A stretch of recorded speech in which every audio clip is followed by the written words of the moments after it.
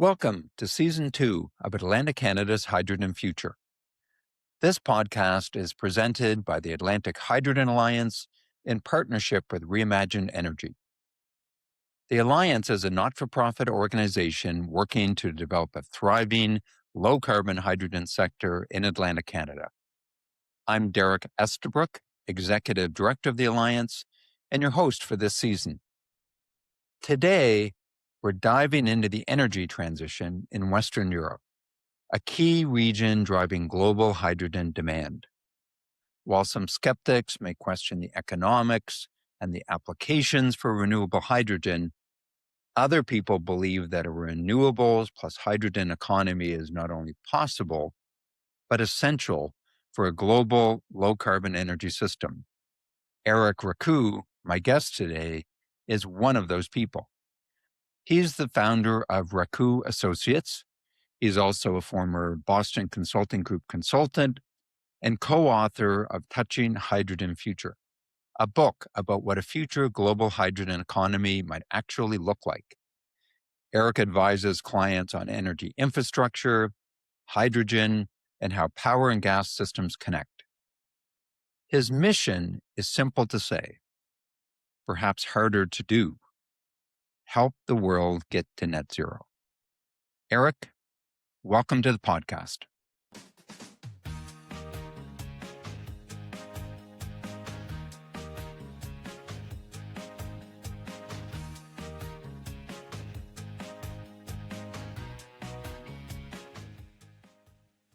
Erik, welcome. Thank you. Delighted to be here. Thank you for a kind introduction, and look forward to discuss why there will be a hydrogen economy, albeit with a delay, and why I see that we are moving from hope to optimism carefully, at least in Western Europe, and I would say in Asia, where both I'm involved. Okay, well, that's a great place to start because, despite recent headwinds and some skepticism, you remain pretty optimistic about the low carbon hydrogen sector. So I'm curious to know why you think a renewables plus hydrogen economy is essential and what makes you so bullish on this sector. In my experience, what speaks for itself is that there are contracts being concluded for hydrogen and its derivatives. One of the activities that I deploy as advisor and investor is helping companies close offtake contracts. So at least in my experience, I have a list of 70 buyers of green ammonia that are concluding contracts and looking at commercial options. If you compare, that number 70 on a global scale sounds like, oh, it's just 70, right? You can put them in a room. And if you think about it, it's multi-billion, hundreds of million transactions that are concluded between those buyers and their suppliers globally. It is also, if you think about it, for example, a gas market like the global gas benchmark TTF, which is in the Netherlands, where I also happen to live and work from, it has roughly 40 to 50 very active buyers and sellers. So for a global market to emerge, 70 is a good number, just to reference.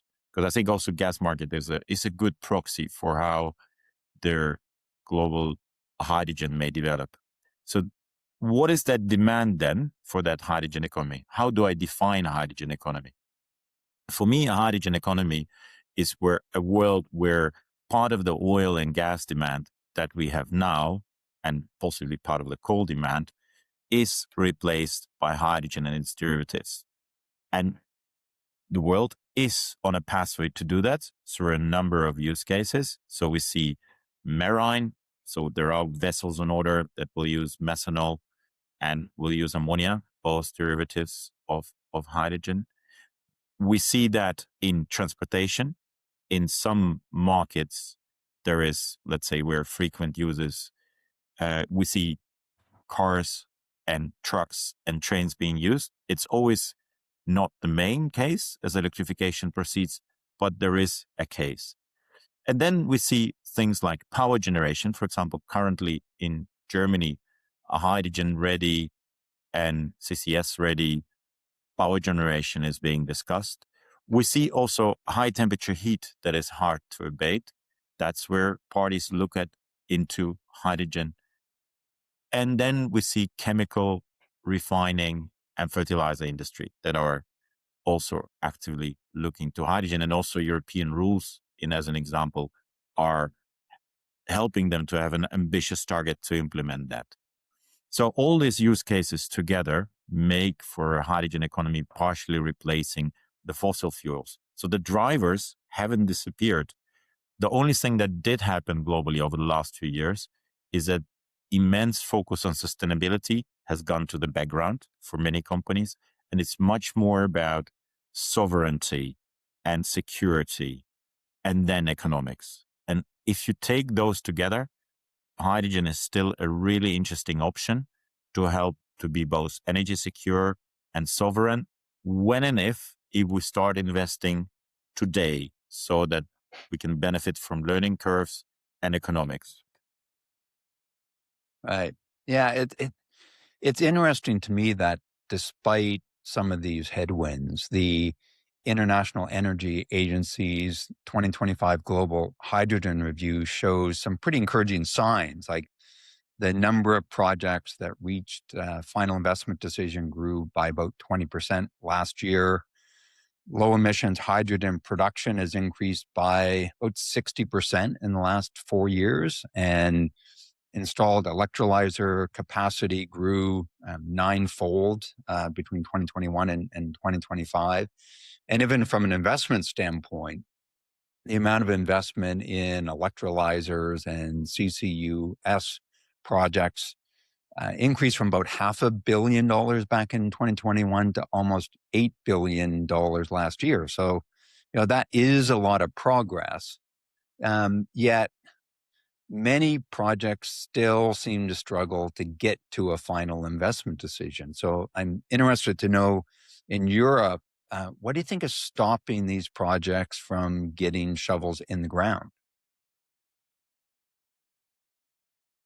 Well, first of all, I absolutely agree on the positive trend. Maybe one disclaimer: what didn't help the whole hydrogen discussion is that some years ago, let's say, predictions were made. I think one of the big American banks said, okay, it's going to be a 1,000 million ton a year, 1 trillion a year type of market. Whilst now I would say it's more likely that from the current 100 million ton a year market, it's more going to be like a 200 to 300 million ton. So let's say we deflated the bubble, which I think there was a bubble, by factor 2 or 3. So that was kind of the general context. And when there is this sentiment that bubble is deflating, then some of the investors become very careful and they ask even more guarantees than in a market where everything is going up. So if you compare, for example, hydrogen and AI markets, which I think in some ways we are now, a lot of media even agrees, I would say, seem to be in a bit of a AI bubble, then you see that investors are much less carefully willing to provide financing on attractive terms. So at least that, let's say, through the phase that hydrogen market now has gone in, for example, versus AI, we see that we are in a deflated state. In that deflated state, the ultimate reason for investors to give financing is that you have a firm A-level credit backers, buyers. So, and there are buyers, as I started saying in this our recording, out there. So at least in my book, there are at least 70 that are credible. So the project that will find the right terms. That you do need to have most economic terms for that, because first of all, people look at what are the economics, are you competitive versus other suppliers? Then after that, what is their features of your product? Are you able to meet, for example, in Europe, the RFNBO, renewable fuels of non-biological origin requirements to be counted as accepted under European mandates and rules? And then thirdly, are you able to deliver? Do you have a clear visibility on your supply chain? Is it, if one signs a contract, is it very, very, very likely that your project will come to completion and you will start delivering? So, obviously it helps if you have an operating track record, a strong team, and backers. So that's a bit of a recipe, I guess, also for you in Canada, where I heard there used to be at least 10 courageous project developers thinking, we're going to help Europe out of its energy dependence on traditional suppliers, and we're going to bring new energy, including through green ammonia value chain between Canada and Europe. And I guess, European initiatives like H2 Global together with Canada, a good example that is still the plan. And I think it's really interesting that this kind of initiatives will continue, because I do think that one thing maybe I just forgot to add to the list of, what makes a good success likely project, next to things like firm demand, excellent team and supply chain, and sustainability requirements met, it is also public support. What you increasingly find that I think in our more geopolitical world than a few years ago, some of their investors and financing institutions also really look for those security guarantees. And if you have some sort of government involvement, it really helps, because they think, okay, if all the projects come to it, then at least this project will continue to get support. So I think also that public sector involvement is really helpful.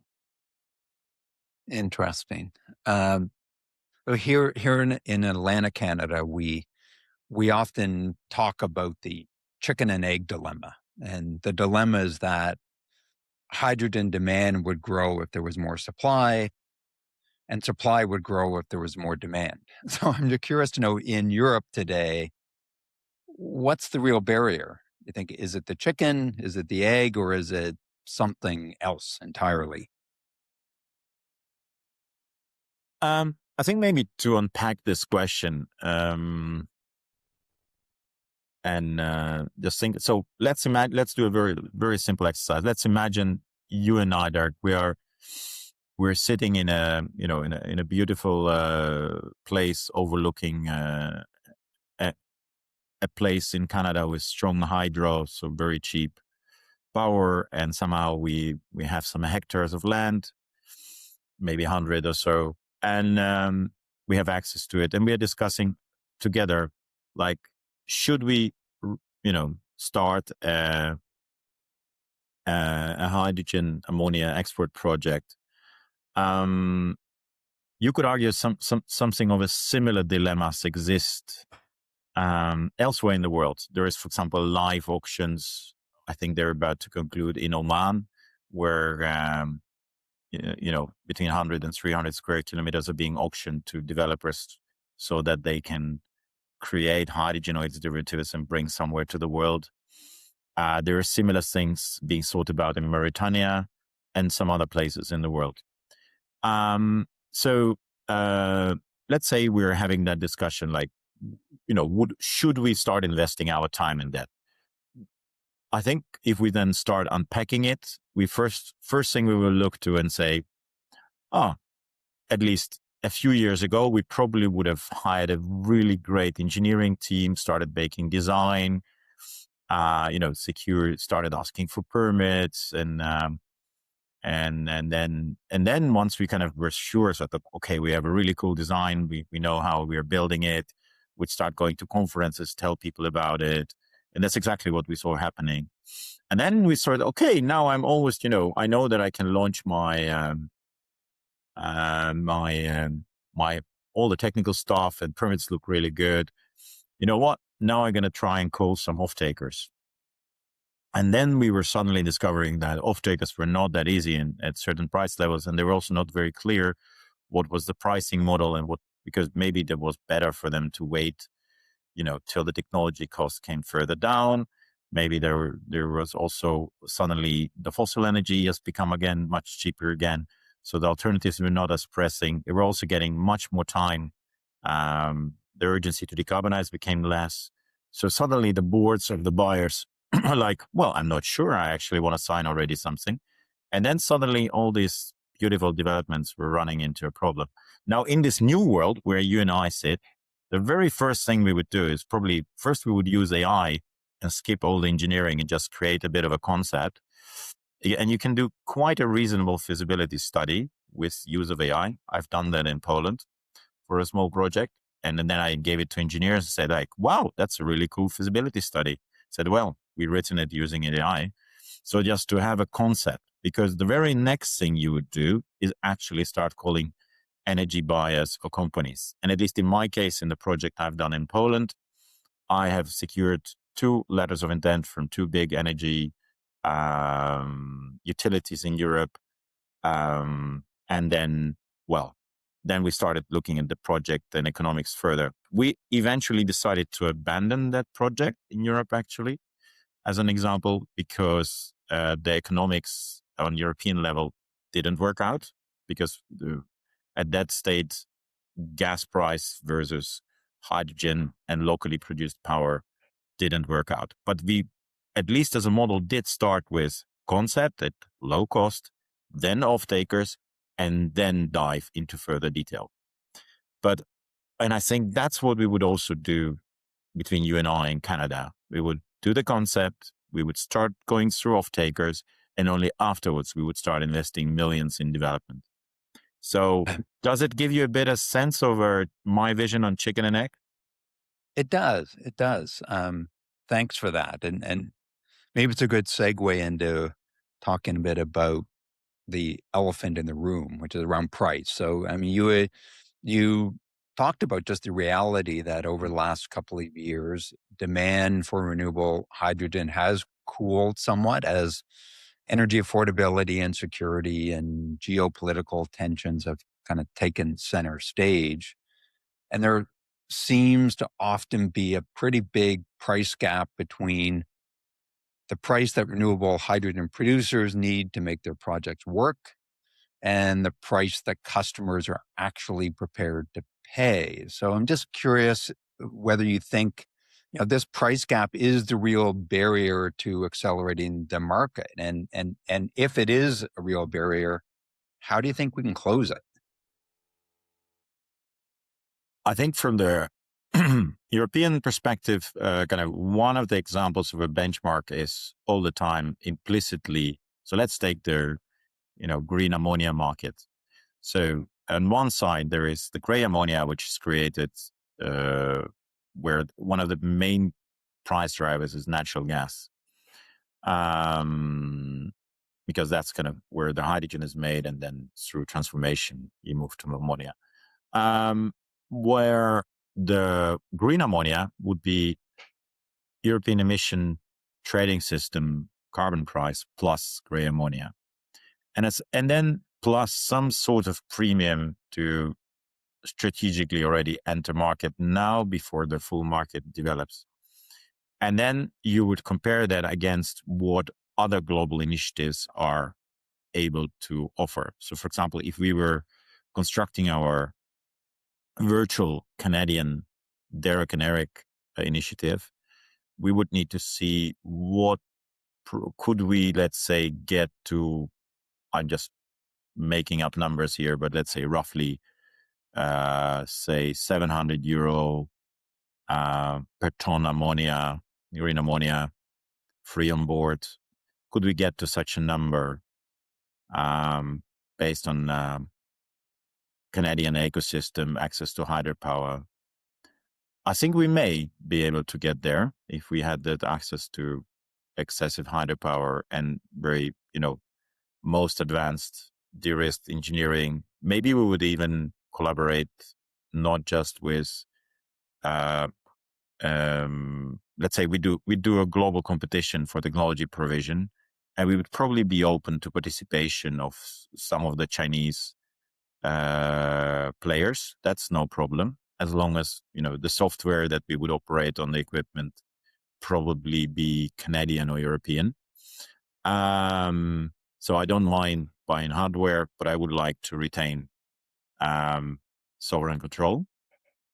And something in that setup, if we can get to 700 euro per ton as an example, and we would then compare and have dialogue with buyers in Europe around how they see their, particularly the risks of gas price, again, becoming very volatile. We're living in a geopolitical world. And then how they would see the UETS rising. And I think actually both factors would be in favor.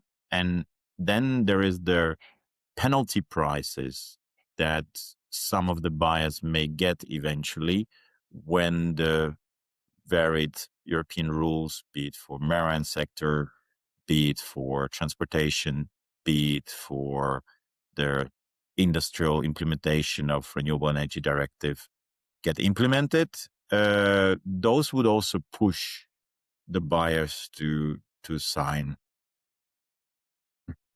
Do you think that there are lessons to be learned from the wind and solar sectors, where if you look back, 15 or 20 years ago, from a pure economic standpoint, you would not build, wind or solar, but, investments were made, governments supported wind and solar, governments even subsidized wind and solar. And so we got going, even though it was expensive. And now 15 or 20 years later, wind and solar are almost the lowest cost forms of energy. So do you think it was that kind of willingness to get started, even when the economics maybe didn't make sense? Do you think that that might be true in the hydrogen sector as well? I think, like in any new technology, some form of government support is welcome as long as it has a clear deadline and you see clear progress. And as it, let's say, able to stand on its feet, you need to clearly kind of refocus and design your support in different ways. I think the best support would be just to make sure that carbon pricing in Europe is kind of moving at pace to reflect the desire of Europe to be nearly carbon-free energy economy by 2040 already. So that pricing would give people a choice. And I think then hydrogen will be just part of the solutions that are being taken. So I would still see also, carbon cap. So natural gas together with carbon capture will probably also then be play a role. That's already economic at carbon prices of 160 to 200 euro per ton. And that's already not unthinkable in the 2030s in Europe. And I think that's also probably where hydrogen would compete, depending on, on the lower price power ranges, which are achievable both in Canada and some other parts of the world. And then based on, let's say, these assumptions, yeah, I think we could get there. Okay. So we've been talking a lot about Europe. I want to end by shifting the discussion to Atlantic Canada.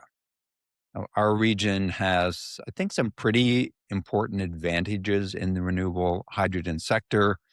We have ice-free deep water ports that give us direct access to European markets. We have wind and a lot of it, both onshore and offshore. In fact, wind is probably our region's most plentiful natural resource. The challenge is we can't ship wind to Europe, but we can turn it into green hydrogen, into green ammonia, green methanol, or sustainable aviation fuel. And I think one other big advantage is, as Prime Minister Mark Carney said recently during his speech at the World Economic Forum, and that is that Canada is a stable, reliable partner in a world that is anything but. And that, I think, may be our most important advantage, at least today.